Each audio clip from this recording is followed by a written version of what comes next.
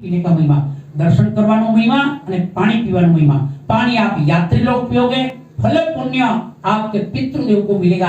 आपका घर में से कोई माता पिता दादा दादी दीकरो दीकरी सास ससुर माँ भाई बहन कोई मर गया कोई गुजर गया शांत हो गया, वो पितृ शांति के लिए सब लोग जल पीते, जल का दान करते, पानी का दान करते।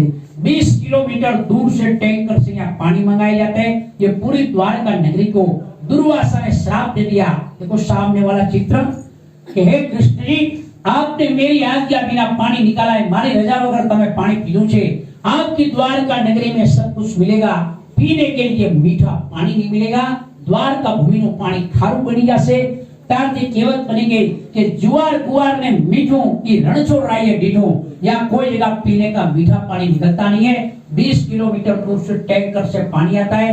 वो पानी का 4 हिस्सा, पहला हिस्सा गाय माता के लिए, दूसरा हिस्सा पशु पक्षी के लिए, तीसरा हिस्सा मनुष्य के लिए और चौथा हिस्सा रुक्मणी माता के लिए। जो यात्री आते एक दिवस पानी पिलाना है कि हमको तो द्वारकाधीश भगवान ने लाखों करोड़ों रुपया दिया है, हमारा नाम से सबको एक दिवस पानी पिलाना है। खर्चा कितना लगता है? एक दिवस जल का दान करो, खर्चा कोई 1000 2000 नहीं, कोई बड़ी बात नहीं है, छोटा आदमी गरीब आदमी दे सके। एक दिवस तुम्हें जल